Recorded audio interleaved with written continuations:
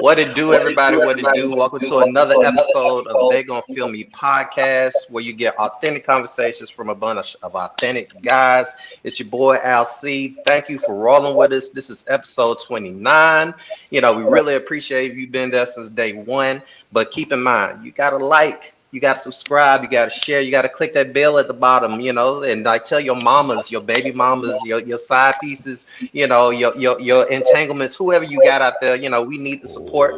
We need the Okay, support. Jada. That's all the way. Yeah. But anyway, so you guys, again, your boy LC, we got my man Rob, we got my man Reese down there, we got my man Chris, and we about to get into these topics. Y'all ready, fellas? Yes, sir. So, so, so we gonna kick it off with the beautiful, the incomparable Ketanji Brown Jackson. Just recently she's been going through these confirmation hearings, basically getting ready to install her as the first Black female Supreme Court justice, and it has been a journey to say the least. So, fellas, what do y'all feel about this whole thing? What have y'all observed so far?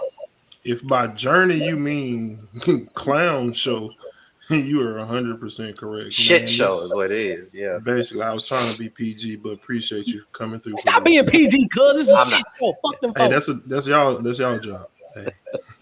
But anyway, man, this whole thing has been foul. I mean, it's been foul from the whole beginning.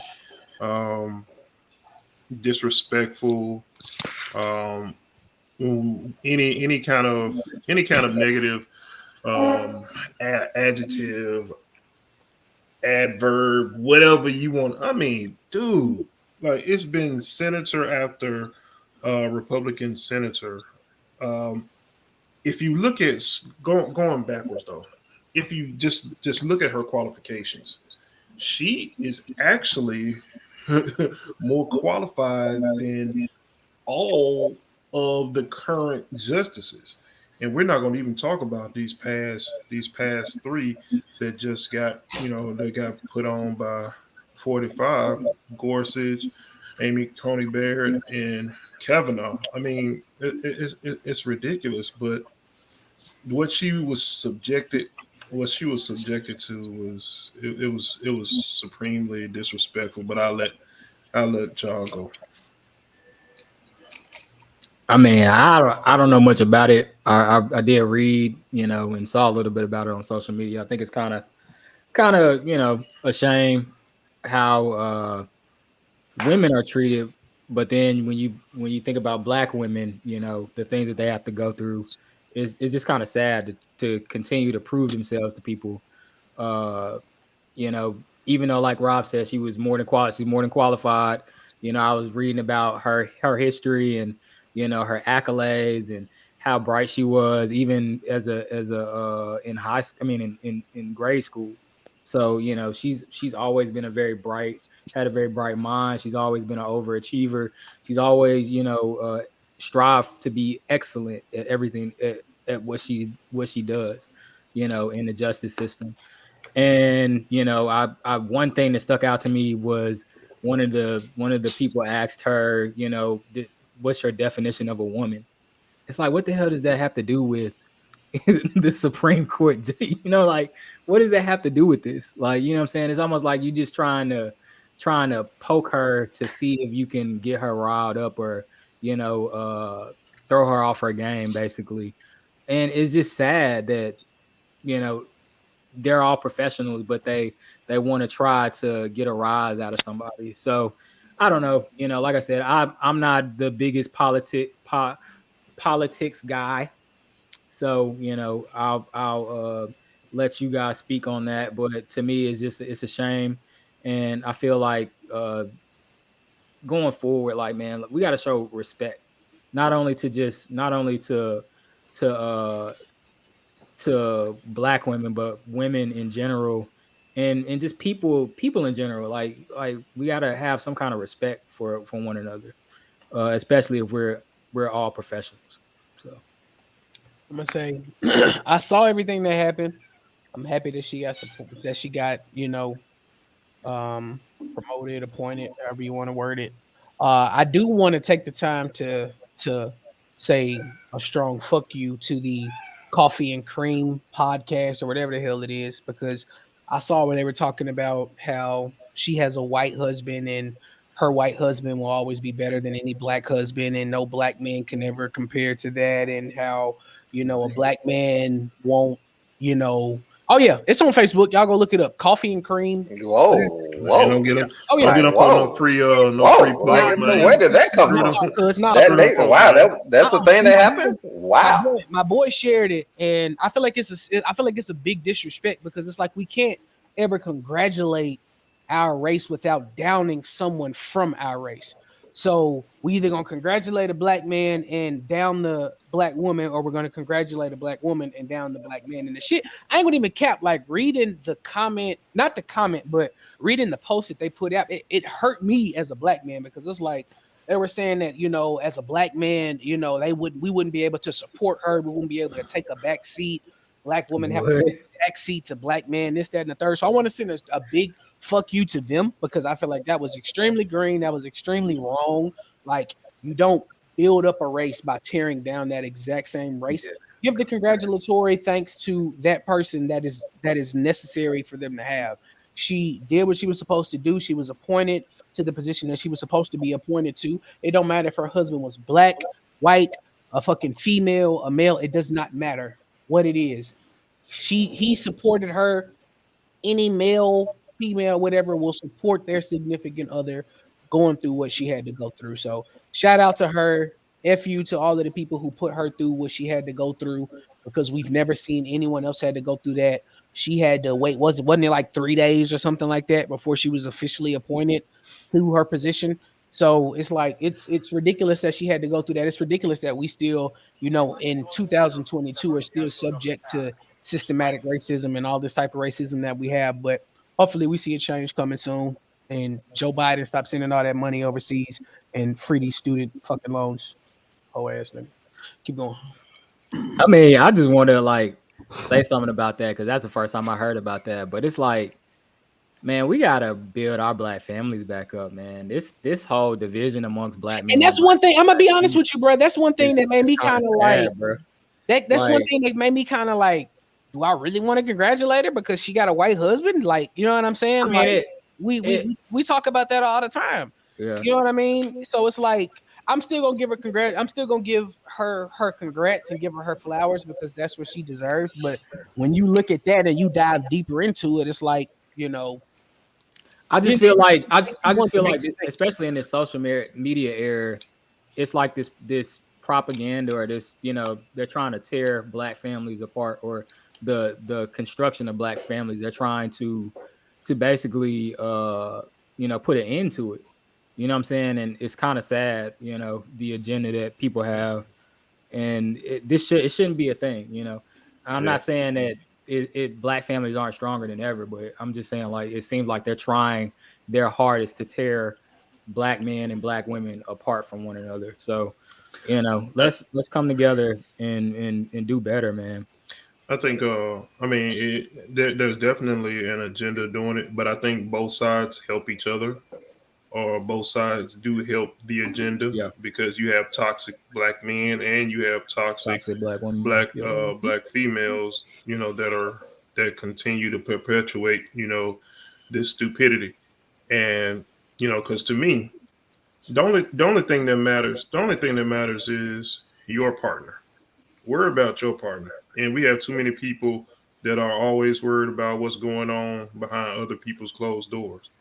Who she's sleeping with ain't got ain't got nothing to nothing to do with do that. with nothing that's going on in my household. So I don't give a damn who she's sleeping with. Her job is to make sure she handles her business on the Supreme Court and represents black individuals well. That's what she's doing. And that's what she has proven that she has been doing her career, her whole career.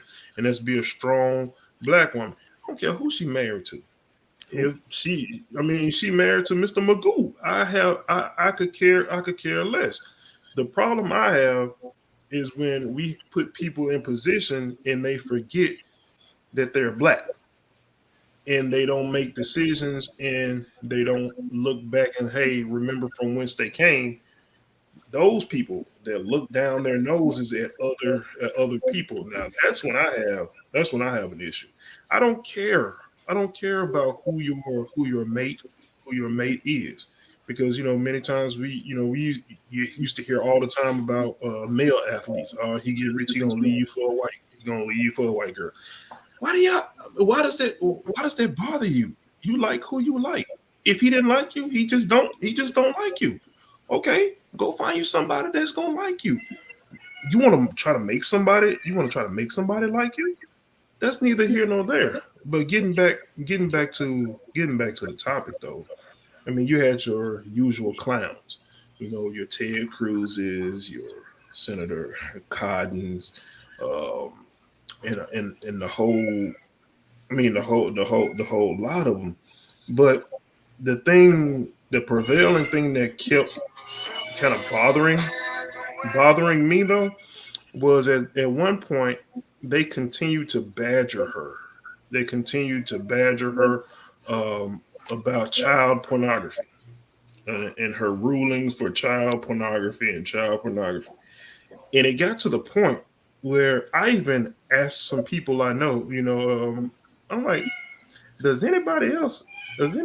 somebody else tell me why they're so fixated on badgering her about child pornography? And a lot of people that I talk to, they're like, maybe they're projecting, because you have situations with Matt Getz, and others who have found, to be sex trafficking and things of that nature. And a lot of times, what people will do, if it's something that I'm really doing, I'll project it. I'll project it on you, to have people think, hey, this is something you're doing. When in actuality, I'm the person that's actually really doing it. So it was kind of disturbing to me why they kept badgering her in regards to child porn. And the last thing I'll say about this, I think it's incumbent upon Democrats to step up and grow a spine, because the chairman of the whole hearings, he's sitting there while other senators are going overtime, and like, okay, guys, you're gonna have to, are you guys gonna adhere to the laws? I mean, they started going overtime, just running over, just running over them, and it's just a microcosm of Democrats, and have been shown just a lack of a spine and standing up to these guys, because these guys are lawless. I mean, they're doing any and everything they can do to stay in power, and I just think it would be incumbent upon others, whether you're independent, Democrat, or whatever, to call them out forcefully on their crap, instead of just sitting back, hoping that at some point a light is going to come on for them, and they're going to realize, hey, we're in violation, or we're breaking rules. We're just going to turn around. We're going to do things right. I do find it very interesting in moments like these where, you know, we are trying to voir dire, I guess, like the qualifications of like some particular person, specifically when they're a person of color, and just this professional racism. This. Oh, I'm not asking these questions because like, oh, race is involved. I'm just asking these very highly specific racial questions, to basically point out something, and not because I'm racist. It's weird how like they people just gloss over, the things that get asked, the kind of buffoonery that basically gets tolerated, and that these people have political power at all. For me personally, that's something that always gets me. And I will say it was very eye opening, the whole thing about black. She couldn't make it without like a black without having a black man, or if she had a black man or something like that. That's crazy. It's crazy and wild that like somebody will actually go there. Um, that's wild. But yeah, let's just move along. Let's move to the next topic. Uh, so next we got up Jay Prince. He teamed up with a couple of other artists, and he put out an idea about something we can do to basically contest the Grammys, basically with a hip hop based concert to basically just kind of, I don't know, piss on them or what have you. Good idea as far as I'm concerned, but y'all probably, I don't know exactly what y'all know about, but tell me something. What y'all think about what he put out there? This is any context into what's going on with Kanye being removed because of what's going on with Kim Kardashian. Fuck Kanye, fuck Jay Prince and what he thinks. Because at the end of the day, you can't save anybody from what Kanye is doing. We talk all the time about protecting our females, black, white, Hispanic, whoever, and the shit that Kanye is doing, the shit that Kanye is portraying, and the way that his fans are letting him get away with the shit that he's doing should not go unnoticed. So Well, that's what we're talking about. Then, if that's what we're going at, because from what I've seen, that's apparently, part quote unquote what it's supposed to be portrayed around. So unless you know well, something different. well, Well, the scenario that I'm understanding is that basically Kanye and Trevor Noah, from Comedy Central, like they had some words, and basically Kanye said something, and as a byproduct, Kanye got pulled from the Grammys, and then Jay Prince, I guess, swooped in and said, "I got you, Kanye. A matter of fact, hey." I think, let's get like some major rap superstars together and instead put out a concert and see like who basically gets more views on that particular night. So to your point, I feel as if like I agree. Like if this is just a way to basically save Kanye from himself, well, I ain't with that. But me personally, I'm not a big fan of any, major like the Oscars, the Grammys, any of the Emmys. Like they can kiss my ass personally because of how we normally get represented in these forums, in these mediums, and like how we don't necessarily get all the awards and accolades that we deserve. So if it's just to shouldn't they, pissing they cornflakes, I'm all for that. But like doing all this just because Kanye got pulled for Kanye doing Kanye ass things. You gotta look at you gotta look at two of the main superstars that he's got that have petitioned for it. You got Kanye and Nicki Minaj, and we know all of the shit that we've heard about Nicki Minaj and her pedophile-ish ass brother or husband, boyfriend, whatever the fuck it is. So it's like, are we really listening to what these two have to say? Like these two motherfuckers just intertwined with each other. They're both narcissists. They're both crazy as hell. It's like, come on, bro. Like, I mean, if it's dealing with that, I don't want to hear. But if we're talking about uplifting black people and giving us the credit that we deserve because of our culture and how everybody want to steal from us, then of course I'm all for it. I mean, I think them aside, even if they are the main reason behind this energy that Jay Prince is now asserting, I think is a good thing. Period. I feel like our people we don't support our own. Be the BET Hip Hop Awards, the BET Awards. When those things first came out, they was packed. People was coming. People was performing. Now you look at them and shit, you can barely see. Jay-Z and Beyonce damn sure ain't gonna be there, but you can barely see like the J. Cole's or even the Kendricks. Like those guys, they don't even show up to those things. So I think it is time for us to have our own thing and support our own thing. I get that the Grammys have been around for years and years and years, and that's sort of like the end all be all of music awards or whatever when it comes to accolades. But let's start something new. Like, they want to suck us dry and use our music to make money and to bite off of it and put it insert into their own culture. But they don't want to give us the due respect that we should have when it comes to those award shows. We don't get the best album, the album of the year, or the movie of the year, because it's black, But And Dame Dash used to call them like what, culture vultures.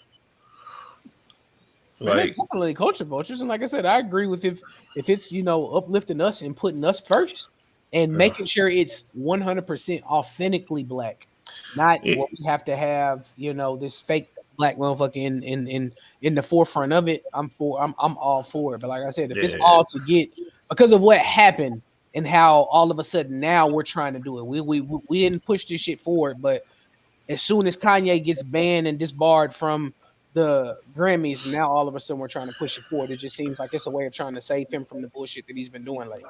I think. Well, I mean, to me, I agree. I agree with everybody. With it, what most of, not all of everybody said. If it had been like, if it had the motivation came from a genuine place, then I got no problem with it. So you got to ask yourself, if this whole fallout with Kanye hadn't happened, would Jay Prince have said anything, at this particular point in time? Maybe, maybe not. We don't know. But what we do know is since its inception, whether it be the Oscars, um, whether it be the Grammys, you almost, I mean, you always have these instances where either somebody's not nominated and they've had like the highest grossing album, the best song that year, or made the most money at the box office and stuff like that. And then when it comes to who wins the award, you sitting there looking like, what? Man, don't nobody listen to that. Where did it come? Where did that come from? You have those instances, but by the same token, and to touch on something that Reezy touched on, is at some point we got to value ourselves though, because think about it.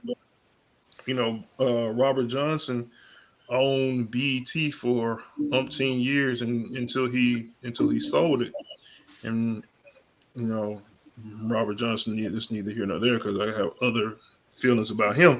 But the thing about it, it was still BET.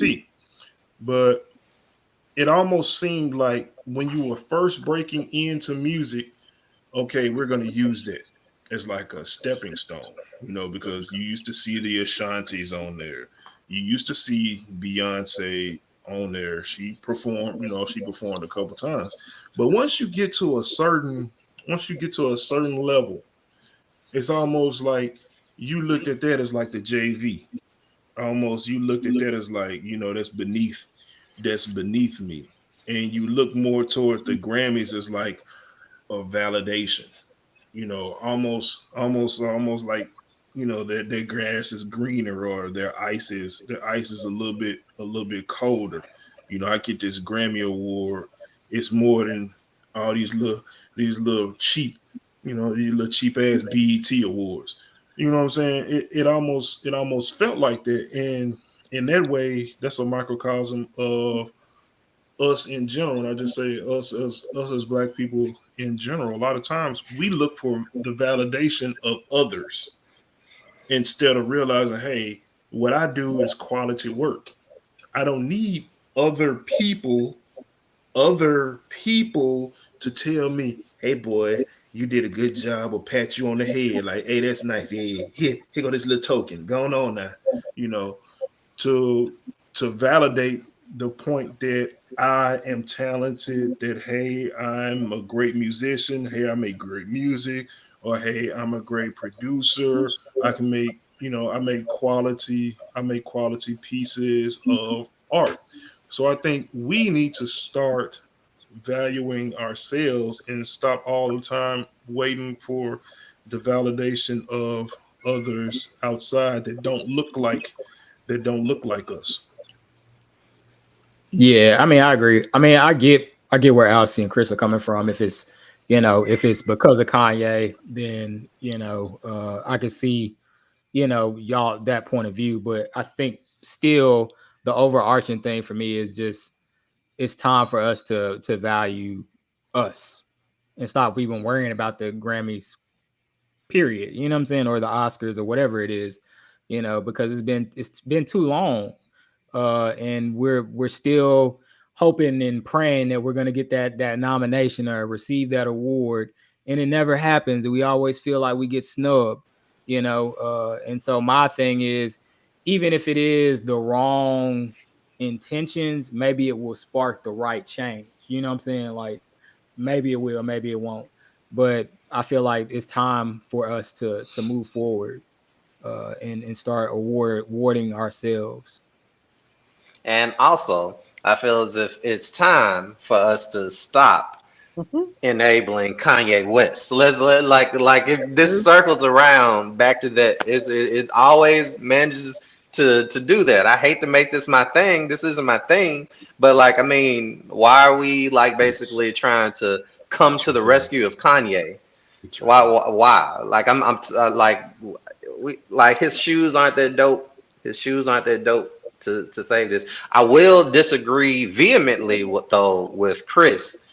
Jay Prince, no, not fuck you. Jay Prince, uh yeah, like I live in Houston, so like I'm more Yeah, scared of you than Putin. just, Okay, just let them I, know. Just let them I'm know just exactly saying. where you live. Yeah, Appreciate that. Nobody know where you live but you. So the hey, I do like he might just in case he bumps into me at like Turkey Leg Hut something. I am more scared of you than Putin. Yeah. I think you are a brilliant man. Good idea. Segue. And yeah, like let's move on to the next topic for the sake of Jay Prince in my life. So next up, we got like basically this wild ass NFL offseason that we've had so far. There's been a lot of trades, a lot of moves, a lot of power moves. That's like basically going to make 2022, 2023 kind of crazy once the season starts back. So what y'all got, fellas? What y'all see happening with all this?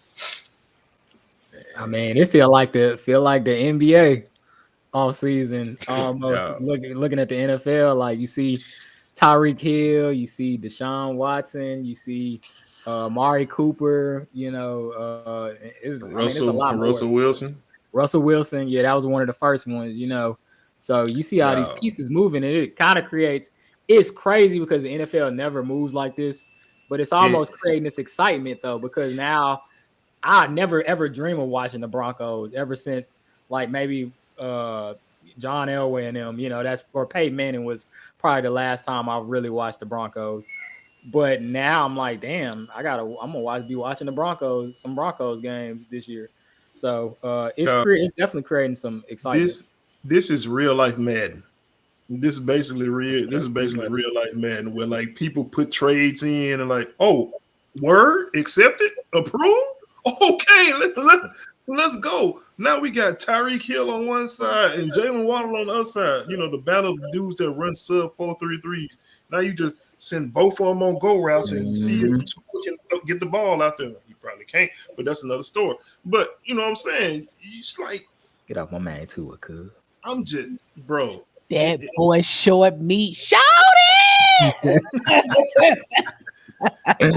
This is crazy. Like people, like it seems like in sports in general are copycat leagues. You see you see one team get success doing something, and then everybody else starts to copy it.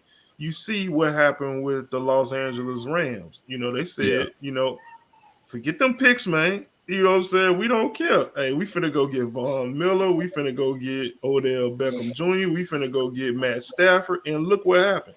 They won a Super Bowl. So once they did that, everybody else was like, dog, why we keep hoarding all these picks?